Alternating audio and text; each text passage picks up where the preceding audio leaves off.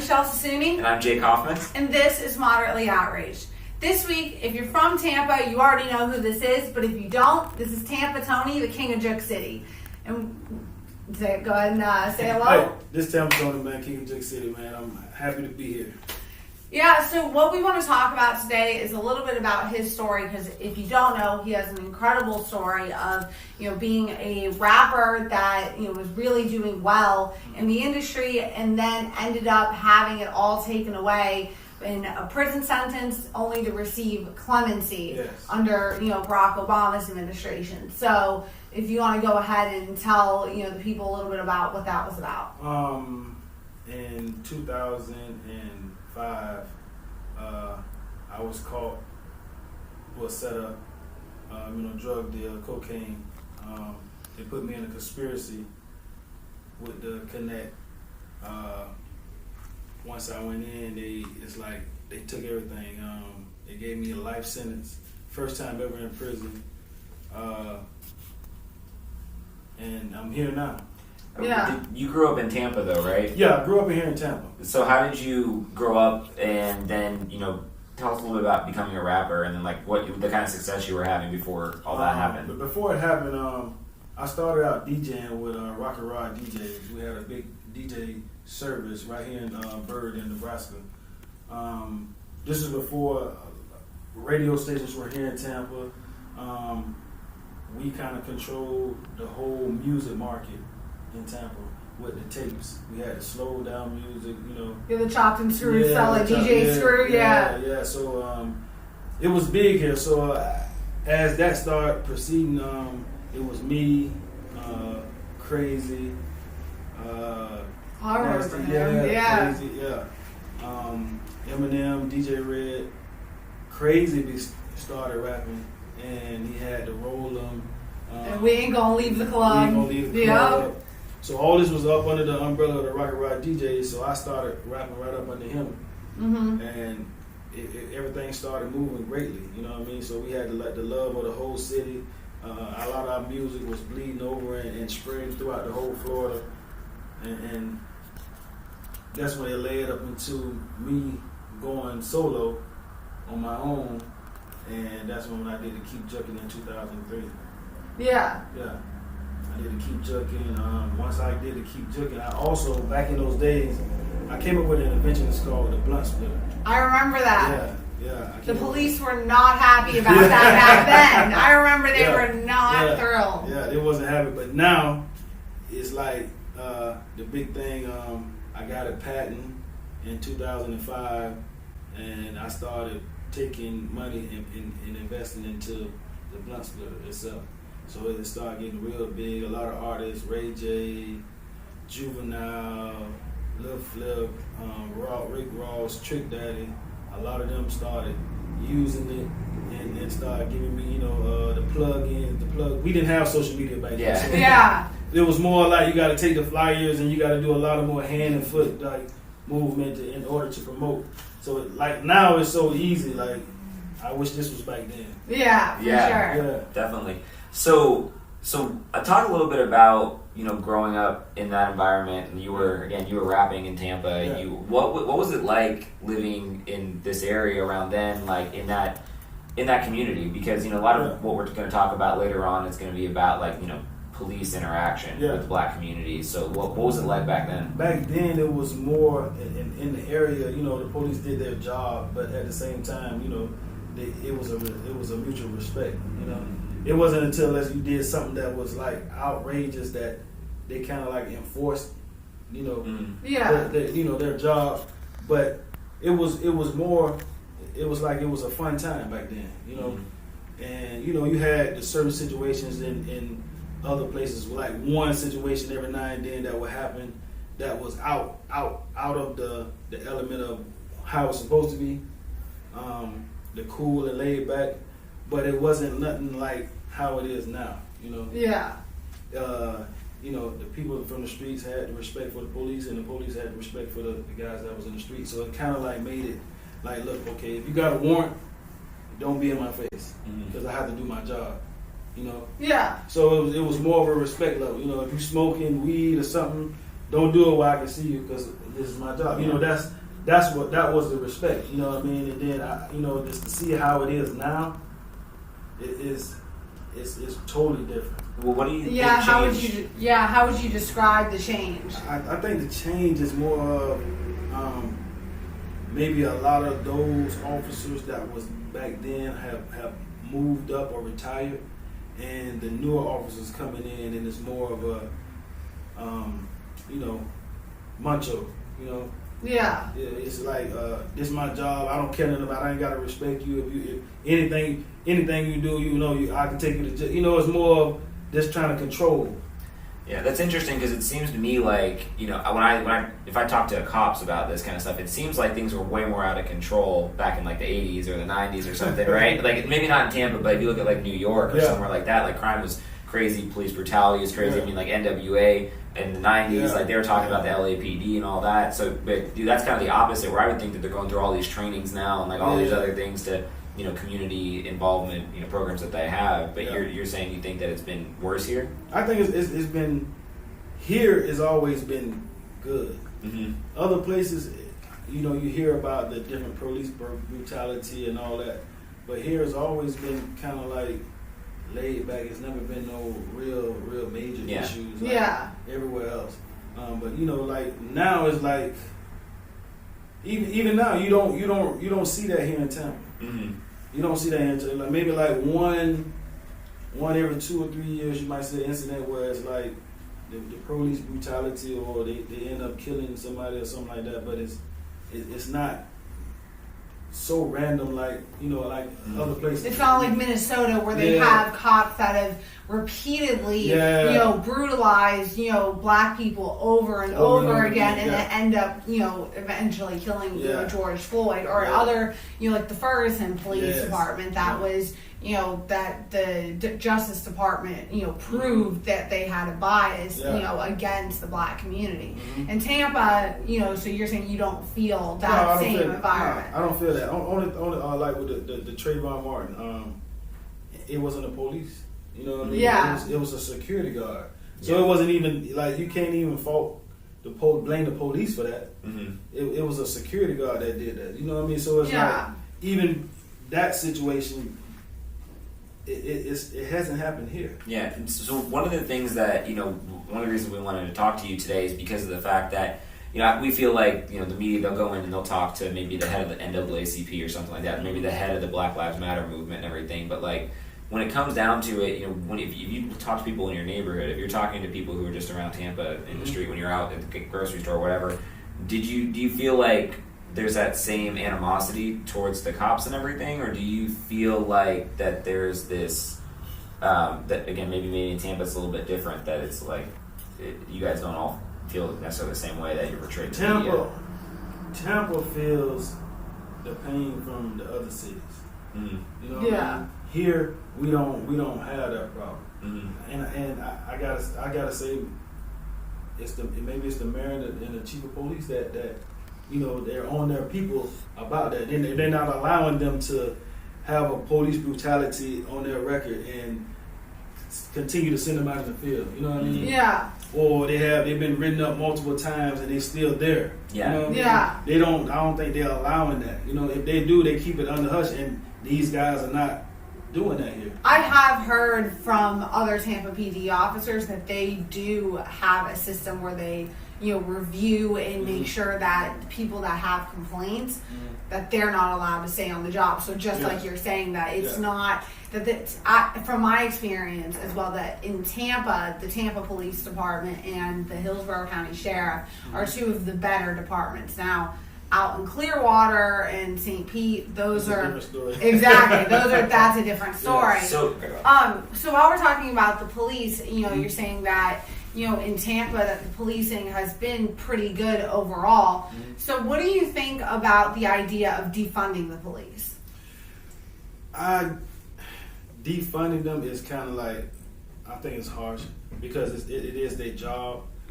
They do put their life on the line because at the end of the day, it is violent individuals out there, and they do put their life on the line. They have families and all that they got to support and take care of.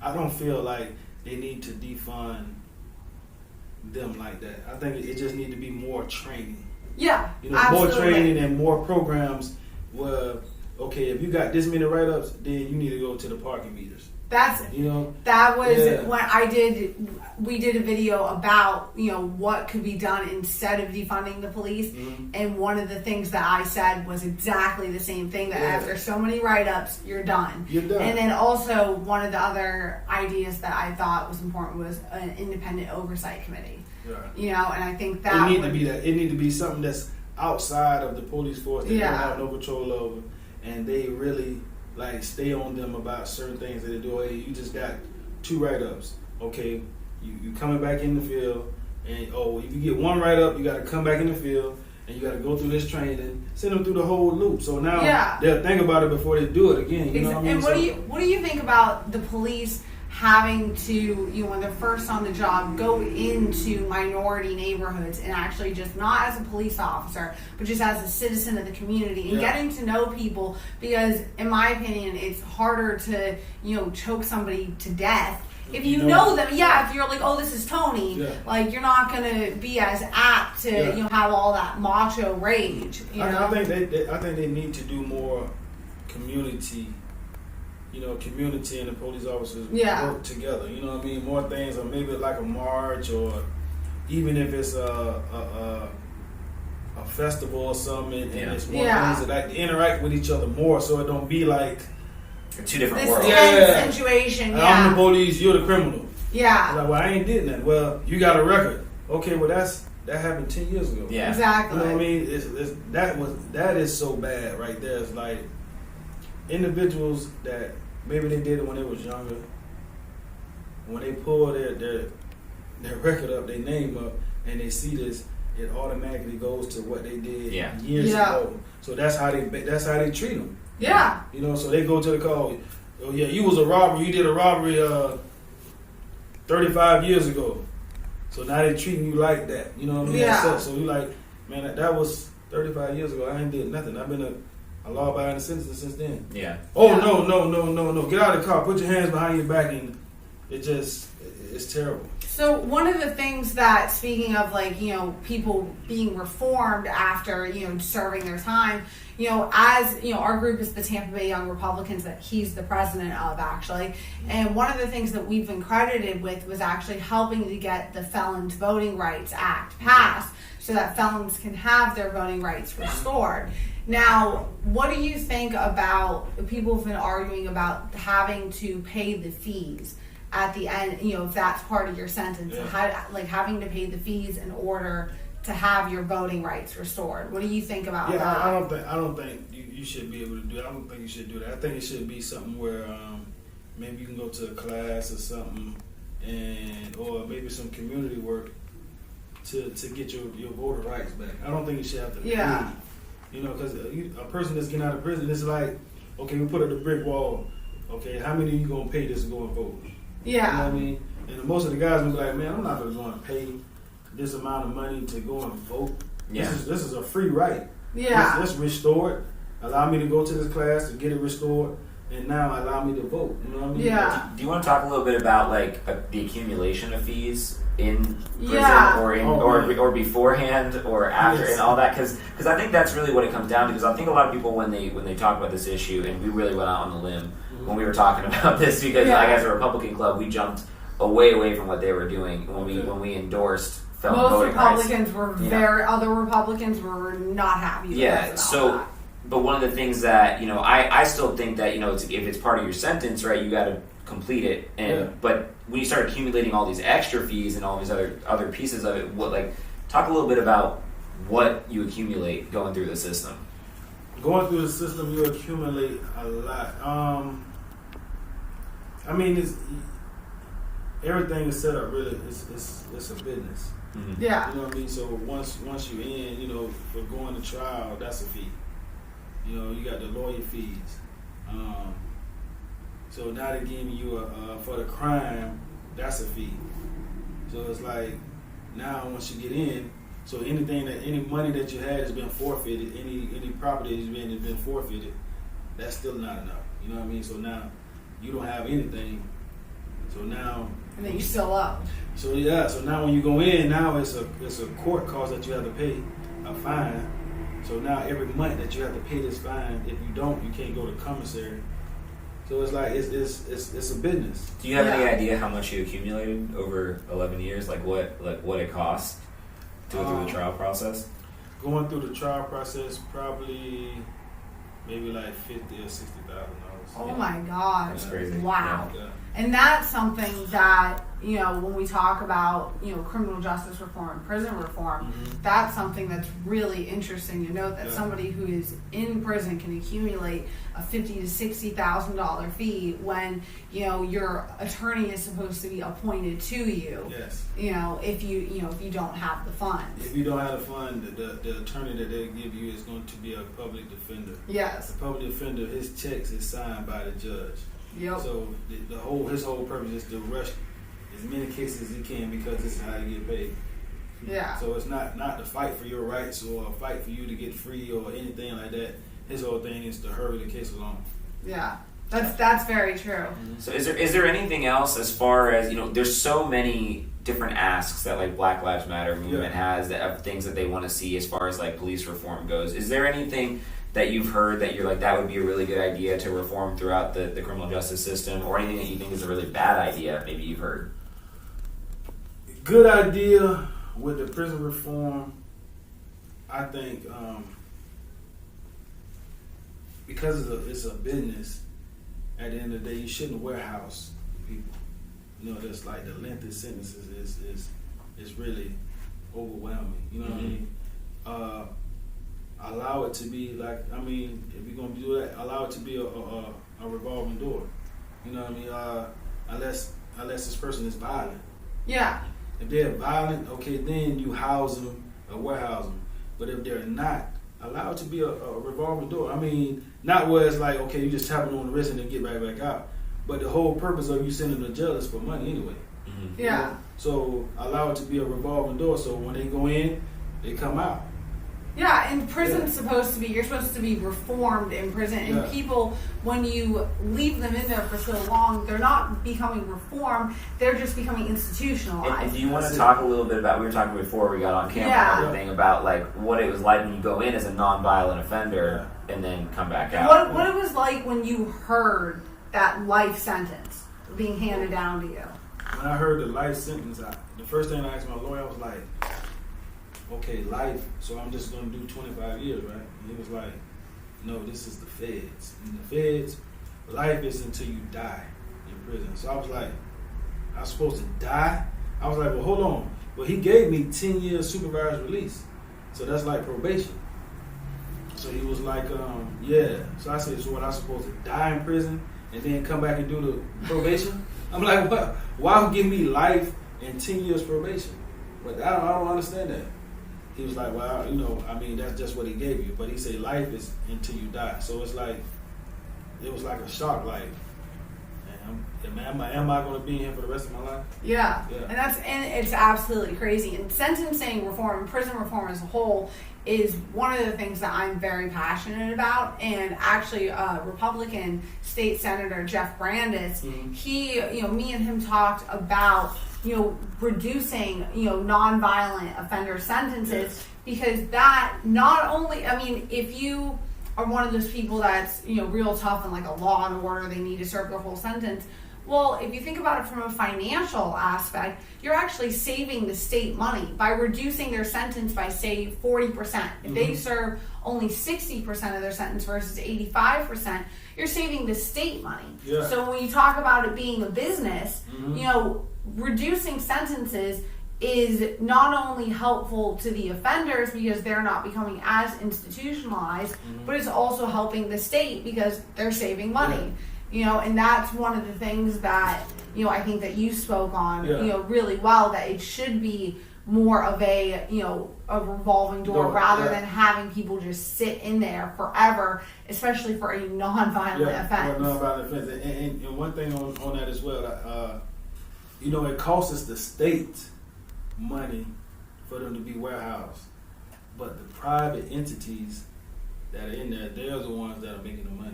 The ones that's over the commissary, the ones that's over that's selling the clothing, supplying the clothing. Yeah. The ones that got the toothbrushes and all the Bob Barker and the Keefe, that's owned by Bushwife. So it's like those are the ones that are making the money off the people being warehouses, and the people they're invested in those companies are the ones that's giving the lengthy sentence, like the judges. Some of them are they invested in those companies, so that's why they're giving these people these lengthy sentences. Yeah. So do you want to talk a little bit about though, like going in as a nonviolent offender, and then what it's like to go through 10 years in federal prison? Like what? Like we were talking a little bit before this. Like what? Like what's that like? It's like when I first got on the yard, a couple guys knew me, so it was in the max custody. They don't like snitches. They don't like snitches. They don't like child molesters. Nothing like that. All those are sentenced really in there to beatings and stabbings and all that. This is the population, the prison population, the ones that control that.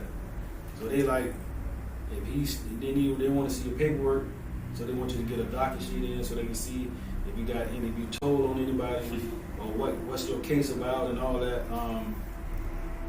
So once you give them that and you're good, then they give you knives. Like, you need to have this knife for that. So I'm like, a knife? What I need a knife for? He was like, it's real violent here. Don't nobody fight. He was like, it's either locks or you getting stabbed. Wow. So I'm like, so I need a knife? He was like, yeah. So I said, well, where help me get a knife from? He was like, one of the homies gonna come over and you just go to the store for him and he's gonna give you 2 knives. I'm like, 2 knives? I'm like, what the hell? I done came, so once I get in and I get settled a little bit, the guy come over and he bring me a piece of metal like this, it's sharpened, and it looked like a real live handmade knife, like with a machine. Wow. But it's been made by him. Mm-hmm. He's just like a blacksmith at that point. He's a blacksmith and he bring me a metal piece and he bring me a plexiglass piece. And I'm like, what am I supposed to do? It was like the plexiglass you're supposed to walk around with so that they can warn you. So I'm like, is it that bad here? It's like, bro, it's bad. Which facility were you in? I was at Macquarie then. Okay. Yeah, Macquarie. And then you had the same experience though around all the rest of the facilities. Well, I had an experience there, and then when I got to Coleman, because we got into a big riot with D.C., Washington D.C., Florida against D.C., and I ended up getting shipped to Coleman. So when I got shipped to Coleman, I was at Coleman, and it was similar, but it was more Florida there. Yeah. So when I was in Kentucky, it was like 25 of us from Florida there. So we was like outnumbered. Yeah. So and their thing is, hey man, we only got 25. So anything go on with us, we going all the way. So that means like you better stab. If you don't, then we coming to get you when it's all over. Yeah. And that's incredibly intense. So you can't go to, and that means, okay, you can't go to no other yard. Yeah. Like, no other prison. Any other prison you go to, the word is already sent there. You like, how the hell do this? How did they get this? Yeah, the word is already there. So guys that go to other prisons, like they don't do nothing, and they go to another prison, and the word is already there when they get there. So guys already got the okay to go ahead and stab them as soon as you get on the compound. So even as a non-violent offender, you have to almost become violent in order just to survive. Just to survive. Yeah, and then you were talking a little bit about, so eventually, 11 years in, or so it was around 11 years that the Barrack Obama, when he was going through the clemency process and actually pardoned you. Mm-hmm. So we gave him clemency. Sorry, gave you clemency. Can you talk a little bit about like how that came about in the first place, and then that experience? The experience with that was they was asking and looking for all the nonviolent drug offenders, so they kind of like appointed them attorneys, and we had they had us all in the auditorium, and the attorneys picked certain ones that qualify, that fit the criteria for that. So I was one of them. It was probably like out of 100 guys that was there in the auditorium, maybe like 45 of us fit the criteria. So they sent us off to different lawyers, attorneys, and they started talking to us and having us fill out the paperwork and explaining to us what all we needed in order to put in for the clemency. So that's what I did. So it's almost like winning the lottery at that point. Yeah, because it was like, you know, maybe you can. And at the same time, when I was doing that, I was fighting a prior that I had from 2004. It was a marijuana prior. I just had like a bag of weed. I was fighting that prior, and in 2016, I started fighting that in 2008. 2016, they finally conceded and answered it and vacated it. So when they vacated that took one of the priors off that they used to enhance me to give me life, and it dropped me down from life to 20. But it was supposed to kick me right out. But the prosecutor, being so nasty, because I wouldn't tell, said that no, I'm not going to bring you back to re-sentence you. I'm just going to change your sentence. Because if she bring me back for resentencing, I'm out. Yeah. So she don't do that. So when we talk a little bit about how like you go in as a nonviolent offender, and then you end up getting stuck in these gang fights and these riots where you might stab somebody out of necessity to survive, but then you were saying no, then those people are not allowed to get clemency anymore, like when it comes in. So talk a little bit about like all these guys that maybe they came in as a nonviolent offender, and then they weren't eligible to do any of those things because of the trouble they got themselves in prison. Yeah, it was guys that had been down like 15 years, 20 years, and this was in 2016, like 2015, and because of the situation they've been in, and the kind of environment it is. They done been in fights, they done been stabbed and stabbed people, so their record in prison don't reflect nonviolent. It reflects violence. But their record on the street reflects nonviolent. Yeah. So that's one of the criteria that they said in the while we was in there when you fit it. It's not just you being a nonviolent offender. It's about your behavior while you was in prison. Yeah. So that's why a lot of the guys that was in there, everybody that was in there out of the whole 100 was all nonviolent drug offenders. Yeah. But because of their behavior in the prison, it disqualified them for the clemency. Do you think that there should be sentencing changes for people for the crimes that are committed while you're in prison? Like if you commit, if you stab somebody in prison, do you think the sentence should be as harsh as it would be if you were on the outside? It's hard to say with that because, being out here and never being in, the first thing a person will be like, yeah, I think it should be. But you don't understand what goes on in there. You know what I mean? Because this person he stabbed might have stabbed him first. Yeah. You know what I mean? Or was coming at him, so he had to protect himself. Yeah.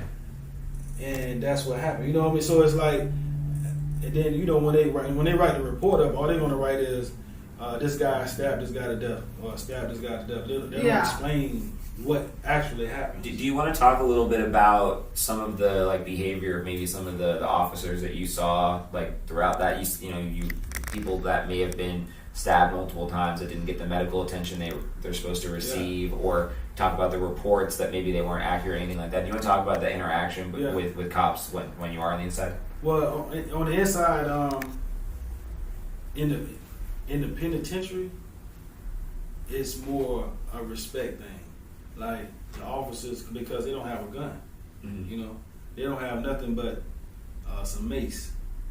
So they kind of respect.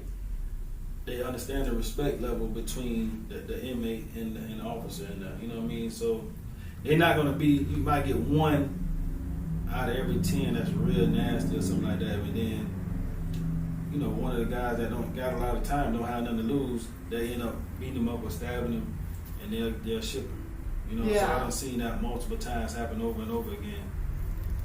Yeah. Do you think that there's there needs to be a massive reform of the way that officers are behave in prison at all, or do you think that there's it's not in the penitentiary? There's no problems like that. It's not a lot of problems with officers, like just manhandling the inmates, because like I say, when you're in the penitentiary, a lot of guys got a lot of time. Yeah. And there's a lot of violent offenders too, so they know, hey man, I don't have nothing. Like the officer don't have nothing. He don't have, all he got is a mace. Yeah. These guys got knives and all this stuff. So man, I'm not gonna risk my life to tell him disrespect them. Yeah. So it's different. But once the custody level drops, like that you got the max custody is ADX, then you have that's the super max. Then you got the max is penitentiary. Then you have the medium custody. Then you have the low in the camp. The medium is more the officer stick his chest out like because they know they can send them back to the penitentiary. Yeah. All those guys that's in the medium can't go back to the penitentiary. So they'll kind of like manhandle them. And the lows is even terrible. That's what I've heard is that, in like jail and minimum security facilities, it's just absolutely wild between the officers and the inmates. Very disrespectful. Like, they talk to you like you're kids and like you're a child, and it's terrible. But this same officer can be at the max. Yeah. And you see him at the max, and he's the quietest, coolest dude ever.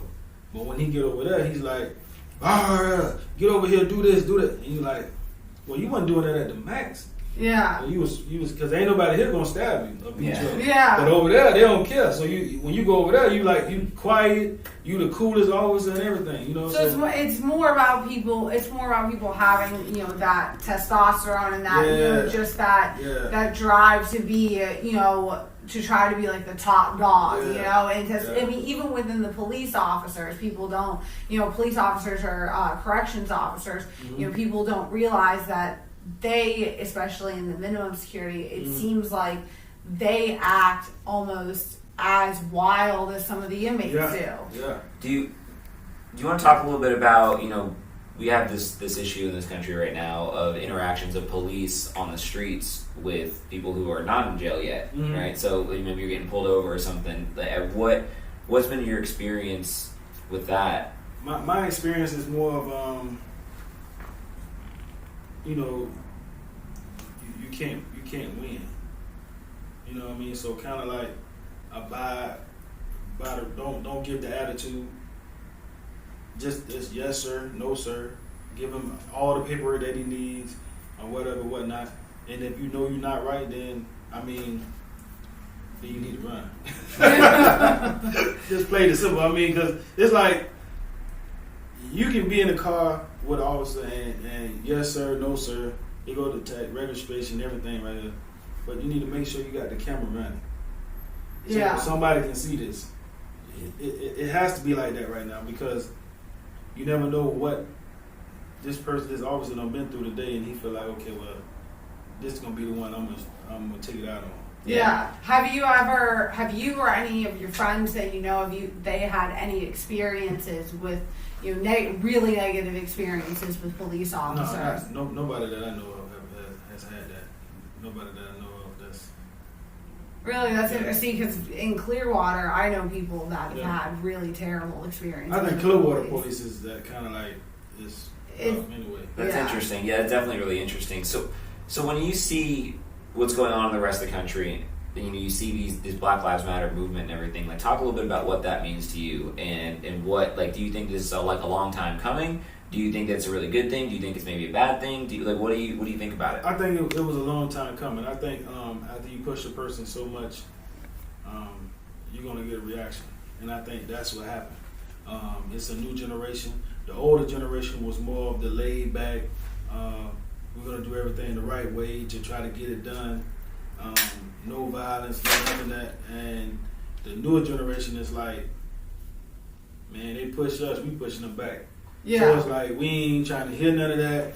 You know, y'all older, y'all did it that right way. It didn't work because it's still going on. So this is our way. We're going to react back. You know, that it reminds me of a quote from Tupac from like an old interview he did, that he was like, you know, we were asking with the Panthers, you know, it's like we were knocking on the door asking, like, can you let us in, like, if they're a banquet of food. And then he's like, you know, then it's like we're banging. And he's like, and now it's like we're tired of asking. Yeah. Like, we're done asking. And this was in 1994. Yeah.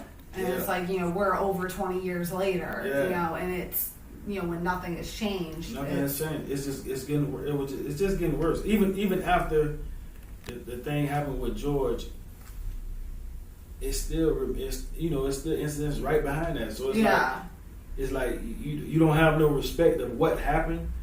You know what I mean? To change your directive of how you handle an individual. You know, you come right back and you do it. You're constantly doing it. So now you really, because the younger generation really, they don't want to talk.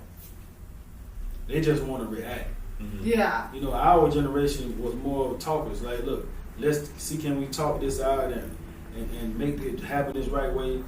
The younger generation, they don't want to do none of that. They just want to react. And do you think that's a good thing or a bad thing? It's a bad thing because innocent people are going to get hurt. Absolutely. Do you think that, you know, because you said, like, in your experience, you haven't really seen any of this, you know, like police violence, like there's, and then obviously the media shows you like every bad incident that happens all over the country, right, and isolates it and then shows it to you over and over again. So do you think it's this like really prevalent problem though in the country, or do you think that maybe it's like there's specific instances that people are very upset about, but do you think that it needs this like revolution that's going on? I think it really needs the revolution because it needs to change. You know, after going, you know, seeing it over and over again, because back then we didn't have social media. Mm-hmm. We didn't have all these media outlets that can like give it to you instantly.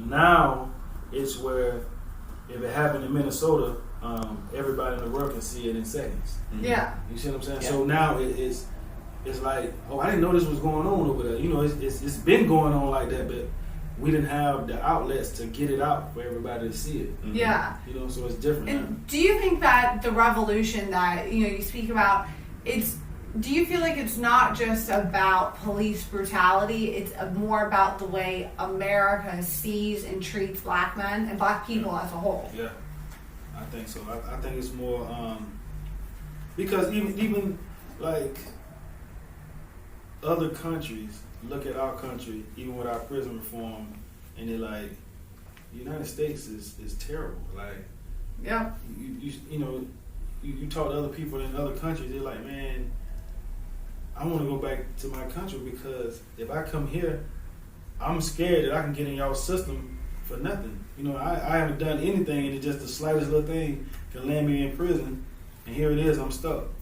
Yeah. Do you feel like, you know, with Black Lives Matter now, you see like we're watching, you know, all these like violent protesters, right, that are throwing fire at federal buildings and everything, and you know, people obviously looting and rioting, all that kind of stuff. Mm-hmm. Do you think that the movement has gone away from what its original intention is, though, a little bit, or do you think that, you know, to me, I look at it from, you know, there's something here that everybody can agree on for the most part, right? I feel like 99% of Americans can look at this and go, you know, there's an issue between, you know, black and white, and there's racial tension, all that. We need to do something about it. You know, when George Floyd was killed, I think 99.9% of America said, you know, this was wrong, right? We need to do something about this. But now, like over the past couple months, it seems like there's all of these other political movements that are kind of hiding behind this Black Lives Matter movement. Do you feel that way at all, or do you feel like the movement still stands for what it's supposed to stand for? I feel like it's both. Like, just like I said, the younger generation, they not taking that. Mm-hmm. But behind those, I feel like it's other groups that are trying to push it for it to be a more racial thing. Mm-hmm. Like other groups just like planting people in these certain marches to create a big riot or to initiate the violence between the officers and the people that are there to protest. Yeah, I absolutely agree. I heard an interview from DJ Vlad with Lord Jamar, who he said he felt like the Black Lives Matter movement wasn't there. He was like, it wasn't ours anymore. That it had been hijacked by like George Soros and these big democratic groups that are paying, like exactly like you said, paying people to go out and protest and cause chaos. And like what do you think about what's going on in Portland? Because when I look at it and I see a sea of white people rioting and looting and causing chaos in the name of Black lives, like how does that make you feel? I mean, like it's so different for me, like to see certain things. So a lot of stuff like that, I don't really focus on. Yeah. You know what I mean? Because it's so crazy to see that, and it's like, my opinion of it is like, is it right? You know what I mean? Or is it wrong? Or I can't agree with it because I don't understand it. You know what I mean? Like it's more like I gotta be there to really and sit there and talk to them to really understand their mindset. Like what are you doing? Like, well, yeah, and it's like when they say they're doing it for Black people, and it's like as a Black person, you're like, I can't. I can't agree with that because it's like when we marching with the Black Lives Matter stuff, then show your support there. Yeah. You know what I mean? It don't cause to be divided. Like that's what I say. Like it's almost like people are planting things to create it, to make it more race right. Yeah, I absolutely agree. And so you don't have to answer this, but like when it comes to this election coming up in November, and you see like obviously this like Trump is very polarizing as a figure, right? And then you have Joe Biden, who as a Democratic side, you got, it seems like the Black Lives Matter movement's obviously pushing very heavily for Democratic side. Like, number one, let me ask you, did you get registered to vote afterwards? So I can't right now because I'm still on probation. Still on probation and everything. Okay. Yeah. So if you were, have you even thought about like who you're going to vote for, anything like that? If you could vote. If I could vote, I wouldn't vote. Yeah. You wouldn't? I wouldn't vote. It's like voting for like I said, like voting for the better evil. Like who would you vote for? Would you vote for a person that's like straight up telling you that, okay, this is how I am?